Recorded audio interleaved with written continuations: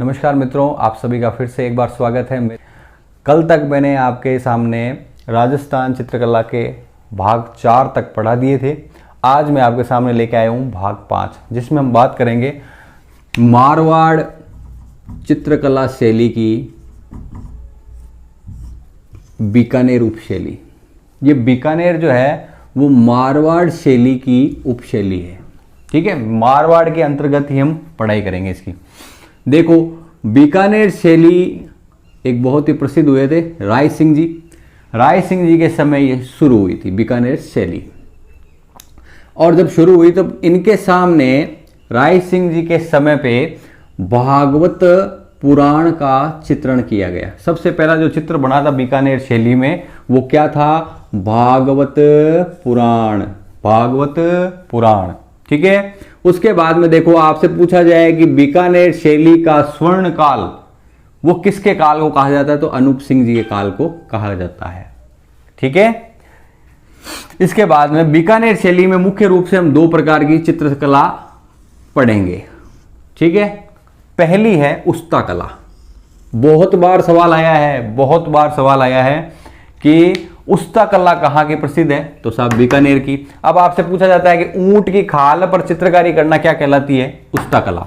ठीक है, ऊंट की खाल पर की जाने वाली चित्रकारी क्या कहलाती है? उस्ता कला। कहाँ की प्रसिद्ध है? बीकानेर की। ऊंट ज्यादा बीकानेर में ही। ठीक है।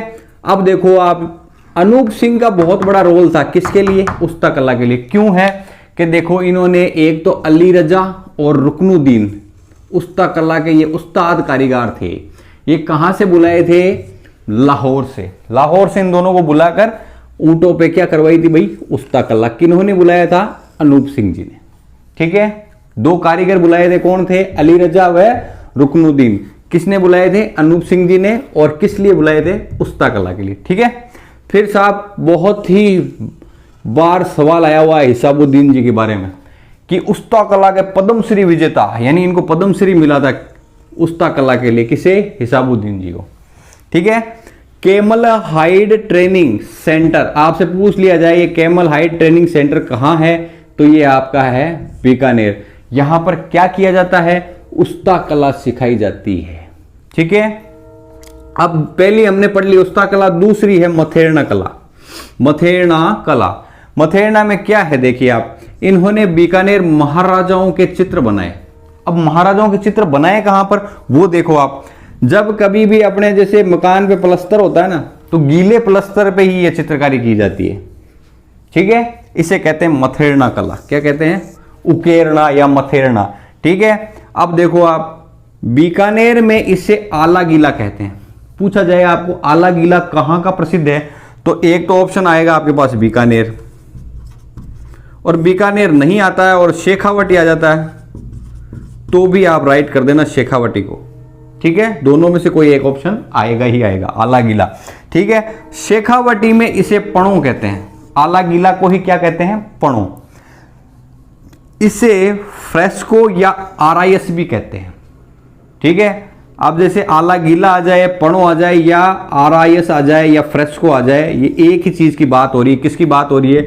मथेरना कला की। ठीक है। बीकानेर या शेखावटी में बहुत प्रचलित है। अब देखो आप, बीकानेर चित्रकला की हम कुछ विशेषताएं अध्ययन करते हैं। इसके अंदर देखो, बैंगनी, स्लेटी और बादामी, इन रंगों का ज्यादा प्रयोग किया गया। बैंगनी, बादामी और स्लेटी रंगों का अत्यधिक प्रयोग होता है। भागवत गीता, कृष्ण लीला, घुमड़ते हुए बादल और मुगल शैली का प्रभाव दिखाई देता है इस चित्रकला शैली में। किस चित्रकला में? बीकानेर चित्रकला। उसके बाद में पंजाबी, मुगल और दक्कनी यानी दक्षिण भारत की भाषाओं का भी प्रभाव इसके ऊपर दिखाई देता है जी। ये ध्यान रखना आपको, पंजाबी, मुगल और दक्कनी का पूछ ले कि इनका मिश्रित रूप कौन सा है, तो भी आपके क्या है? मथेरना। और मथेरना कहाँ है? बीकानेर। ठीक है जी। इसके बाद में देखो, हिंदू देवी देवताओं के चित्र मुस्लिम चित्रकारों द्वारा बनाए गए। किस शैली में? बीकानेर शैली। ठीक है। अब इसके बाद में देखो, इन्हें हिसाबुद्दीन जी को उस्ताद कहते थे। उस्ताद क्यों कहते हैं? क्योंकि ये प्रत्येक चित्रकारी के नीचे नाम व दिनांक लिखते थे, इसलिए इन्हें उस्ताद कहा गया। चित्रकार पेंटिंग बना दी, पेंटिंग के नीचे क्या लिखा गई, चित्रकारी का नाम, चित्रकार का नाम व दिनांक। और यहां पर दो परिवार प्रसिद्ध हैं, एक तो है मथेरना परिवार और दूसरा है उस्ताद परिवार। ये बीकानेर चित्रकला शैली के लिए प्रसिद्ध परिवार। ठीक है दोस्तों, अगले भाग में फिर मिलेंगे और अगला भाग होगा किशनगढ़ शैली का। जय हिंद, जय भारत।